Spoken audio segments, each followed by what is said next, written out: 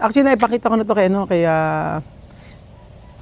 naipakita ko na to sa ano kay Celsa. Eto, sabi ko gagawin ko to, ayusin ko para sa room nila ng mga bata pagpunta rito. Oo, ano ko na to, nasabi ko na sa kanya. Okay naman, nagkataka ako. Magandang araw po sa inyong lahat mga amigo. Good morning, good morning. Ang ating mga dahon, nagkiyata na rito. Ang ating wild melon. Ayan po mga amigo. Alam mo sa Thailand, kinakain to eh. Ganito oh. Sa Thailand. Melon to eh, kinakain nila. Alam mo naman sa Thailand kung ano pinagkakakain nila, di ba? Pero nakakain naman. Lahat yata ng halamang ano, lahat ng halaman, mapadamo kinakain yata sa Thailand basta makakain. Oo, parang nanormal sa kanila basta mayroong chili paste. Opo, tatawagan ko sila Billy Inday. Nako.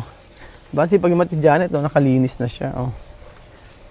So, maulang araw po sa inyong lahat ngayon mga amigo. Nagpe-prepare kami para sa booking next week at binisita ko lang ating halamanan dito sa ating Casa Guiniana. Ang tagal-tagal natin hindi nakakapag vlog dito at makita yung mga halaman natin na kung saan, ay, nako, hindi pwedeng ganito. Matitigo. Yan nakapatong na ano dyan. O yan, nabuhay naman ang ating mga halaman. Sabi ko na maganda pagka ganun yan eh. Ginawa ko kasi dyan, pinutulan ko ng mga sanga-sanga. Oo, pinutulan ko ng sanga yung ating mga cactus. At ang ating yucca, ito, variegated yucca from Laguna. Tapos, itong ating mga halaman from Laguna. Maganda, no? Wow, natuwa ako dito sa halaman na to. Buhay na siya. Mura ko lang binili yan. Ating mga cactus, nagkakabulaklak na mga amigo. Diba, yan. Oh, diba, ma-appreciate mo ngayon yung mga cactus na ganyan. Tapos po, ito yung cactus natin. May bunga na siya. Makakain to, alam ko. Try kaya natin kainin. Tanggalin ko. Alam ko kinakain to eh. Try natin. Kinakain ba to? Alam ko kinakain to eh. So, alam ko kinakain to eh. Ay! Ito yung cactus. Kailangan bago kainin siguro. Para sa dragon fruit. Oh. O, di ba? Ganyan siya. So, syempre, bago to kainin, papatry muna natin sa dalawa. Ayan, mga amigo. Ang ganda ng, ng mga cactus. Buhay na buhay siya. Ayan. O, di ba? So, meron akong surprise sa dalawang babaeng ito. Parang naman siya kinakain. Pero, in Jesus' name, sila ay mabubuhay. Kahit kumain sila nito. Ayan. Ay, meron ako. Ayan na. Asa ba sa Janet? Hello, amigo. Ayan na. Prepare ko kayo. Itlog ng alala pula. Ayan nga. Kasi tikman nyo. Masarap to. Nakain ba yan? Abay, oo. Tikman mo muna kasi. Oo nga. Kailang. Magdasal ka muna. Marami sa mga lalaki. Masarap na. Masarap nga yan. Tingnan mo. Sige. Sige na. Hindi mo alam, itlog yan ang susudo na. Tikman mo muna isa. O, ikaw na yung Billy. Ano ba lasa? Ano? Masarap. Sarap, di ba? Ikaw at Billy. Try mo na. Bakit? Bakit? Ayoko nung galing. Di ka naman tutumba rito? Yung bigla na lang. Ano ba lasa ito, Janet? Matamis? Kasi alam ko kinakain to eh. Nakain nga daw yan. Si Axel nga alam niya. Mama, di ba kakain yun? Alam mo, itlog ng itlog na pula. Parang siyang ano, Ayun yung nakita mong bulaklak at Janet. Tamo. parang siyang chia seed. Tikman, Billy. Ayaw mo? Bakit? Napaka-choosy mo na ngayon. Babae ka. Nagda-drain ba? Nagdadry ka so wala tayong tubig. Ba't tayo gumanan eh? Kumana pa kita. Kaya nga. Eri nga. Nag-try naman siya ngayon, tubig naman ang problema. Ate Janet, kainin mo yung kalahati para matry mo ano. Tingnan mo ah. Oh. Matry mo mamaya kalahati ng katawan.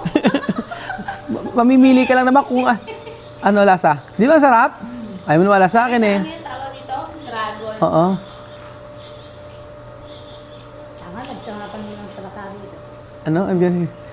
Ano lasa? Masarap di ba? Ako kinain ko eh. Puro siya matamis. Kailangan Mm-hmm. Prutas is prutas. Ka naman. Hmm. Tama naman sa sobra. Tanginig bigla. Nangisay. Matamis siya actually. Wala na yung bibigat si Janet, tumanda ka na. Okay naman ang lasa ya. Chat Janet ka nakain niya eh. Oh. Antayin mo si Janet, orasan. Oo, rasa eh. Saan mo kay Celestial ako. Ala? Yung Celestial daw niya talaga gusto niya doon. Maganda. Sa Celestial ka, mas gusto mo? Celestial daw niya talaga gusto. Bandi na yung binibigay mo, Celestial pa rin ang gusto. Hindi na. Si ano na magma-makeup, si Kat. Oh, di ba? Kailangan kakapalan ng lipstick mo. Bakit? Sino ba ka palang Siyempre makapalang uso, mas makapalang ano. So, ayan po mga amigo, nandito lang naman tayo para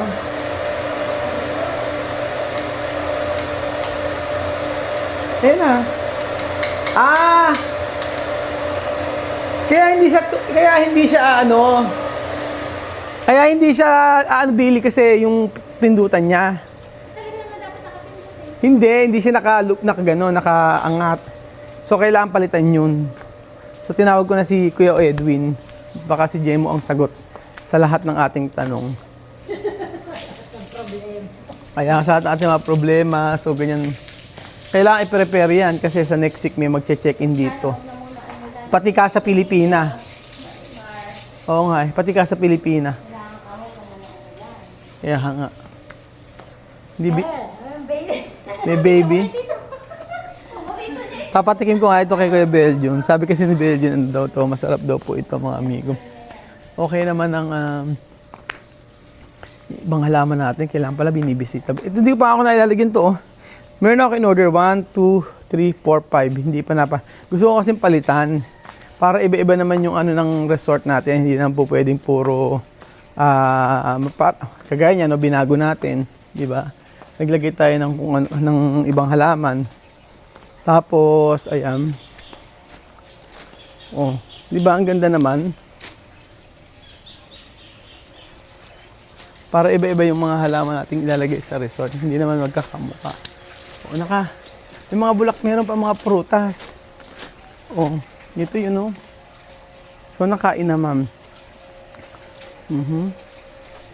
So, syempre, tumutulo ang tubig. Hindi po pwedeng ganyan.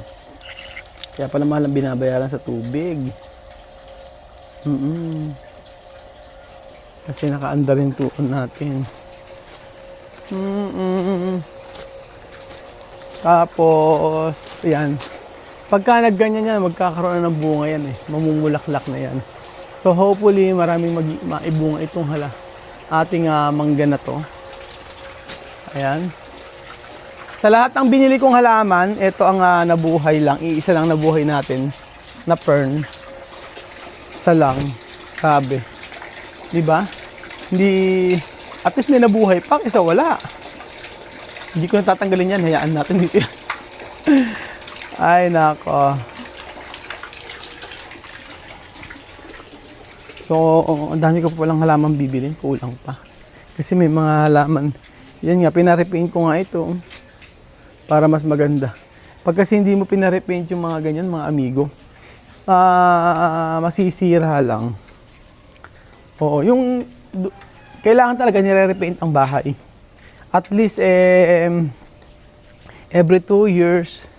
Pag sa labas naman, every 2 years pwede na 'yon. O 1 year. Ako kasi 1 year ko pinarepaint yung mga labas na to. Kasi pagka hindi mo pinarepaint talaga maluluma siya. Eh naman ang mahalaga mga amigo, yung i-repaint natin. So, ayan, mga kababayan ko, tayo ay tamang ano lang. Gusto ko kasing ano. tamang kwento-kwentuhan lang tayo mga amigo habang tayo ay nandito at magpapahinga. Puro na lang tayo pahinga.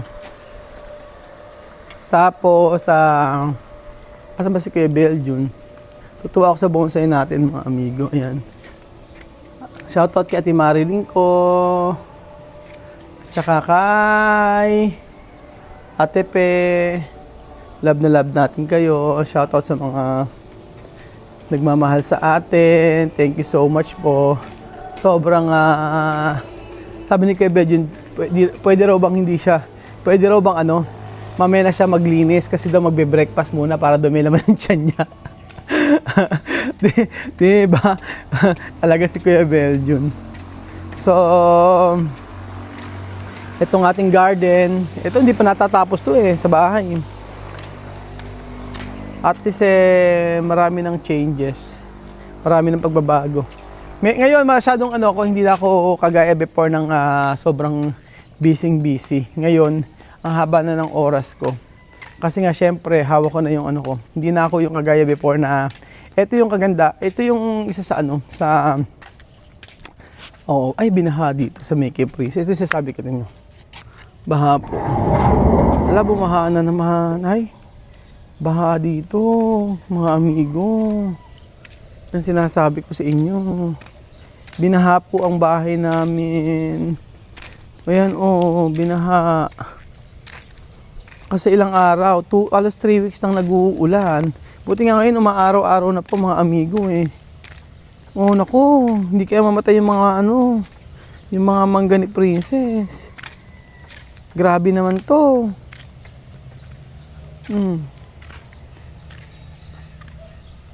Sobrang baba kasi dito sa part na to. Yan ang sinasabi ko. Kaya doon sa mga lahat doon. Kaya bahaya. Baha lahat dito. Baba. Ayan. Pero ilang days lang naman. Ilang days lang naman yan. Mawawala dyan. Talagang binaha, Grabe. Huwag naman sana mamatay yung mga tanim. Pero dinagyan naman niya na Princess ng ng ganyan. So, eto po mga amigo, ito. Tutuloy ko pa rin to. Eto po. Iayos pa rin po natin yan. Oo, parang hindi nga sila Tutuloy ko pa rin yan. Parang actually naipakita ko na to naipakita ko na to sa kay Celsa. Ito, sabi ko gagawin ko to, ayusin ko para sa room nila ng mga bata pagpunta rito. Oo, nasabi ko na sa kanya. Okay naman, nagkataka ako, sabi nagkapasalamat siya. Thank you. Maraming salamat. Thank you. Maraming salamat. Nung nakita niya to, okay naman pero hindi ko naman siya kasi binlag Basta gusto ko lang ipakita sa kanya. Sabi ko, "Mami, dito ako titira." Pina-explain ko kasi lahat. Pagpunta sa Pilipinas, punta doon sila sa may bahay ng ancestral. Tapos pag umalis siya, "Mami, dito muna yung mga bata para mas safe. Para at least kasama ko." Ganyan. So, naman siya? Okay naman nga sa kanya. Parang happy naman nga siya na nakita niya to So, itutuloy ko pa rin to. Yung bahay nila misma. Tutuloy dito. Tutuloy ko pa rin naman yun. Iayos ko pa rin to. So, yun. Sabi ko nga hanggang pag kinakalma ko kasi si Misma, sabi ko kay Misma, pag nag-18 ka, pwede ka na rito. Sabi ko, pwede ka na po sa Pilipinas pag wala ka sa poder sa nanay. Wala ka na sa poder ng nanay mo. Sabi ko kay Misma. So, yun. Hindi naman mabigat yung mabigat sa kalooban Kasi right now, syempre ang dami ko na nagawa para sa kanila. So, ang nakikita ko na lang ngayon is yung mga magandang yung hindi nila pagpunta, yung mga yung parang advantage. So, siyempre, yung ganito, yung wala akong masyadong ginagawa, bablog lang ako kung anong oras, tapos pagkayari, kung anong oras akong gising, okay lang. Unlike before na talagang busy ako, kailangan puntahan sila, kailangan mag-prepare magbili din ng pagkain para sa kanila pag may mga request sila. So sobrang busy ko pag nandito sila. Halos sa gabi na ako nakakauwi. Pero ito yung mga benefits na ang hindi nila pagpunta. Pero syempre, ang inaano ko dito, nanghihinayang ako sa bata, sa pag-aaral ng mga bata kasi pilit nating inilalaban yung kinabukasan nila. So anyway mga amigo, maraming salamat po sa panonood po ng episode na ito. At God bless mga kababayan ko. So enjoy lang natin ang ating buhay at napakaiksi lamang ito.